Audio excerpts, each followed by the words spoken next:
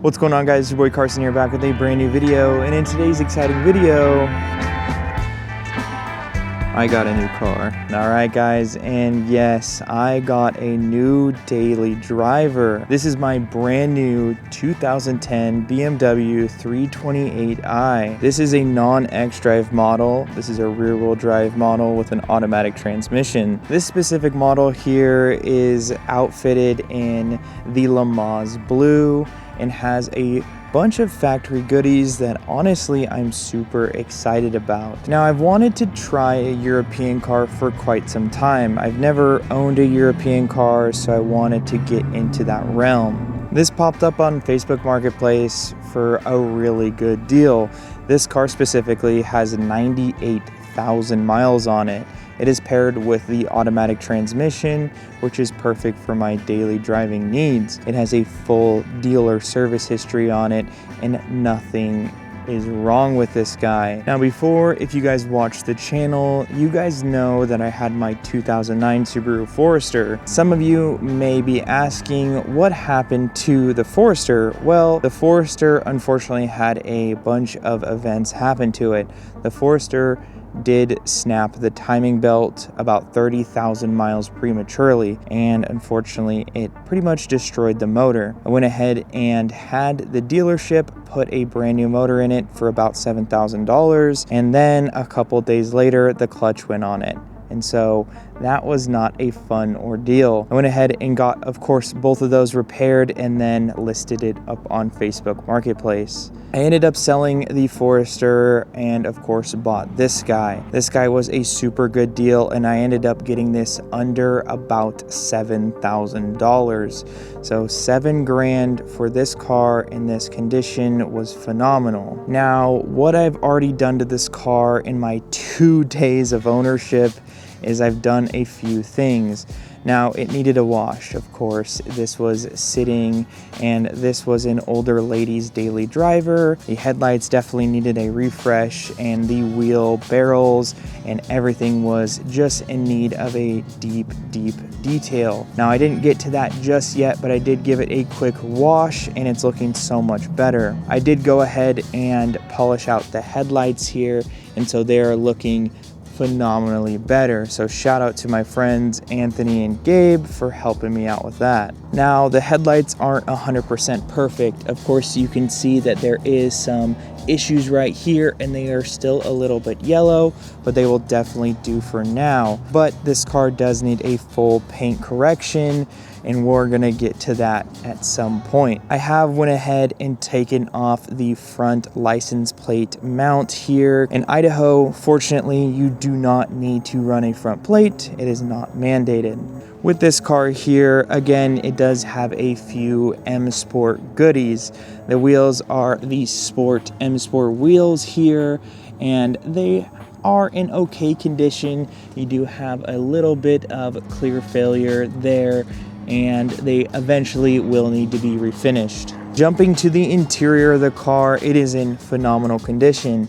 It is a gray interior, and so that is one of those things that I am pretty okay with. Of course, I want it to be a black interior, but that's all right. I have made myself at home here and added a few of my personal touches, like the little Joe there and some hand sanitizer for the middle. Up top here, it is optioned with the sunroof, which is amazing, and it does have tint all the way around. Next, it does have the M Sport door seals along with the M Sport dead pedal there in the corner. And finally, to top it off, it has the M Sport wheel here that definitely needs a deep clean and condition. Other than that, what really drew me to this car was this reliable motor. This car specifically has a phenomenal dealer service record. If you know anything about BMWs and this motor specifically, you know that there is a couple key items that need to be done for them to be reliable. Excuse some of this polishing compound here in the motor, but this is how I walked up to this car. And mind you, this car was not detailed when I got it. The previous owner had a ton of service done at the dealership, which was super, super enticing. That was honestly one of the main reasons that I went with this car specifically. At the dealership, she ended up taking care of the valve cover gasket, the PCV valve in the valve cover gasket, the oil filter gasket here, the Mickey Mouse flange down there, a brand new radiator, and then at the bottom of the engine with a brand new oil pan gasket. She would also take care of her oil changes on time, and she was driving less than 3,000 miles a year. Always would get it taken care of at least once a year, if not twice a year, with driving less than 3,000 miles, which is crazy.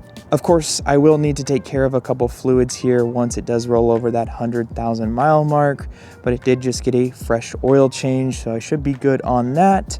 And the coolant, of course, was exchanged when they did the radiator. There's only one thing wrong with this car that we need to address today. The driver's side cup holder does not work. Of course, that is a very infamous thing that happens to this 3 Series and the E90 side of BMWs. Now, there's only one place that I can think that I can get a cup holder for a very reasonable price, and that, of course, is the Junkyard. So let's get going. All right, guys, so we've made it here into the Junkyard, and it is a wet, muddy mess here.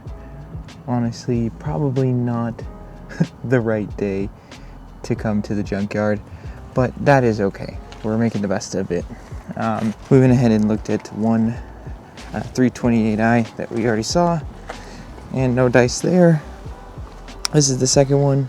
It is the correct interior color, but it looks like, unfortunately, the cup holders are gone, which does kind of suck. That's the one thing that we needed. So there's a couple more in this yard, so let's go check those out and see if they have them.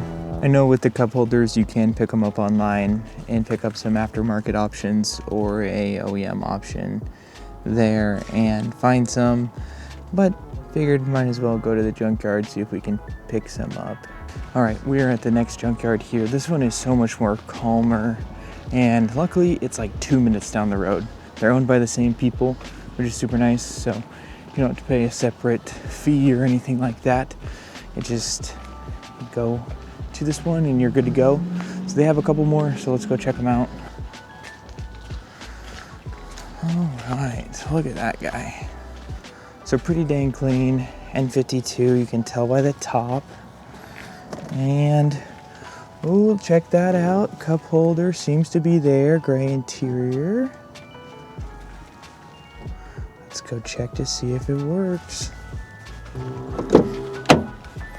I guess, guys, moment of truth here. Uh-oh. Uh-oh, it's a little sticky. I guess it kind of works. It's a little dirty, so it may have some residue in there. I don't know. I think we pull it. Let's check this side here.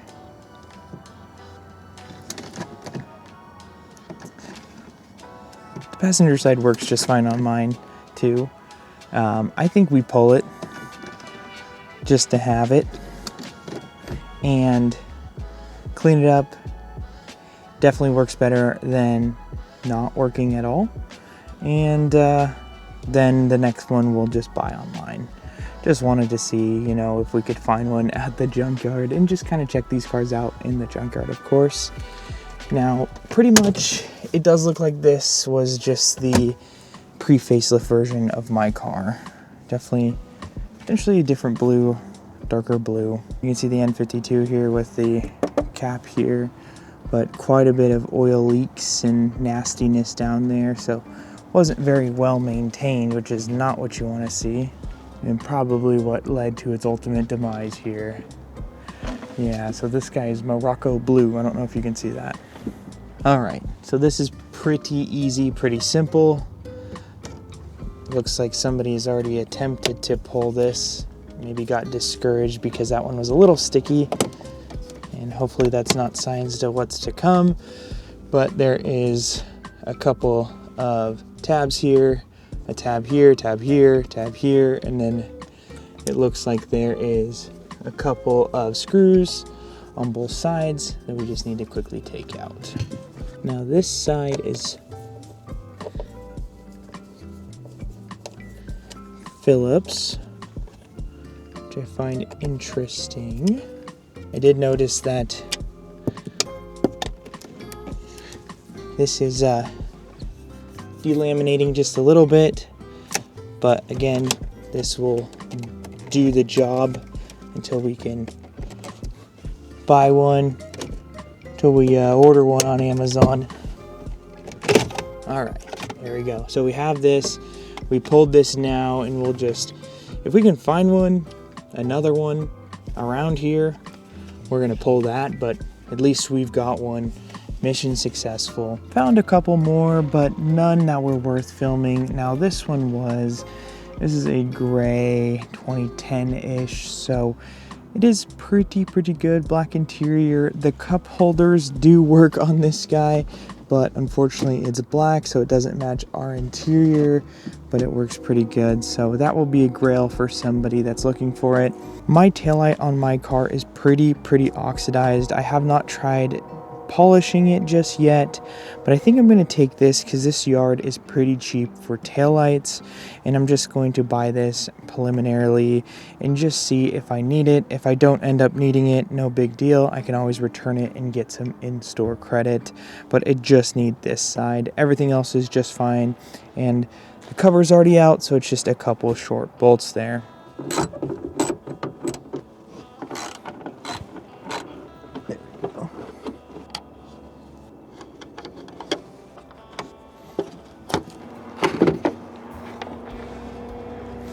Alright guys, and here is all we picked up from the junkyard today. Nothing crazy, just a couple things, and we'll quickly go over those. Now we picked up the rear passenger side taillight here. As I was saying, mine was just a little bit faded in yellow.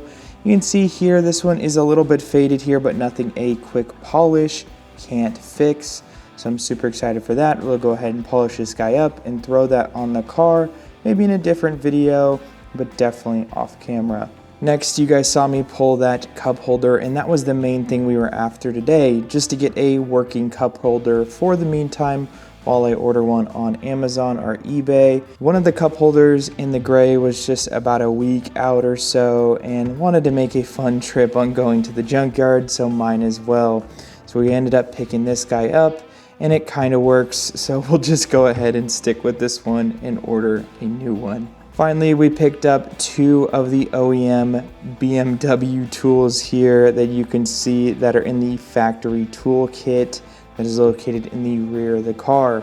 I was evidently missing the 10 and 13 mil wrench here for the back of the car, and then the small little Allen key that is in the roadside toolkit. So I picked those two up there, and then I was also missing a gray plastic TPMS cap, which again picked that up. And now all of this came at a total price of $31. Now that's not a lot. The most expensive price, of course, was going to be this taillight. This taillight was $23.58. Now it was going to be a little bit more, it's about $5 more because it is an LED variant. It has those LED pods up here. Of course, it's a lot cheaper than your OEM one, so I'm not complaining there. This cup holder here wasn't really expensive at all. This was $4.72. And of course, honestly, I wasn't in it for the cup holder. Just wanted to go and kind of see what the junkyard had for the new car. And finally, these three little things here, the two tools and the cap.